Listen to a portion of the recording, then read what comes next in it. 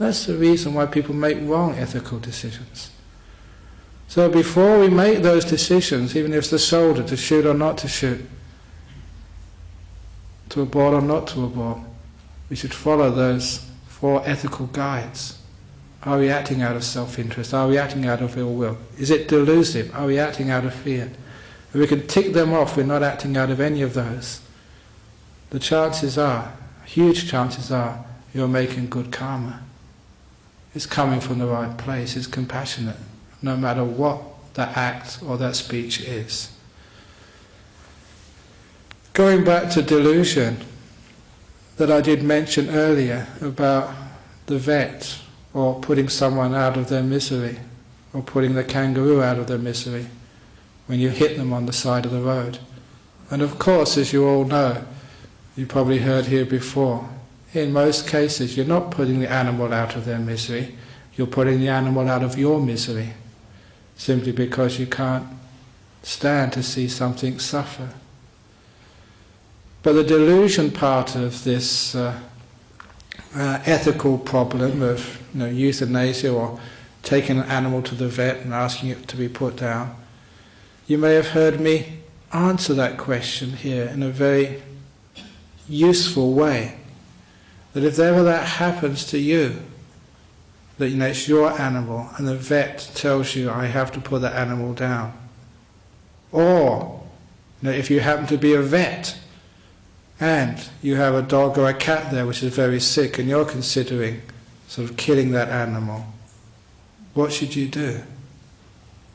Again, that's one of these ethical problems. Out of compassion and kindness, you see an animal suffer and you don't want anything to suffer. But then again, your precepts sometimes say that you shouldn't kill. What should you do? And the answer to this question, which I've been giving for a long time now, is very powerful and is an indicator of how to solve these problems. And the answer is very simple in its formulation, but very deep in its meaning. If that is a dog or a cat, and they're very, very sick, and you are responsible for them either as the vet or the owner, ask the dog. Ask the cat if they've had enough and they want to die. It's a very simple question. And obviously that those people who have cats and dogs, or who are sensitive enough as a vet, you know that you can communicate with your animals, just like your animals can communicate with you. Not on the verbal level, and they won't even call it a psychic level, subverbal. You know that animal, you love that animal. And sometimes you just need to look at it and ask that question. The most important thing is to ask the question, and then you'll get an answer. Sometimes that cat or that dog has had enough pain, and they can't stand anymore.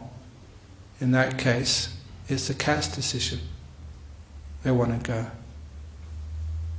You may even argue then, you're not killing the cat or the dog. It's the cat's decision. You've just listened and interpreted it with a clear mind. But sometimes, no matter what that cat or that dog looks like, you look at it and it says, no, it's not ready to go. It doesn't want to go. And it should be, the cat's call. And that's a practical way, and it does work.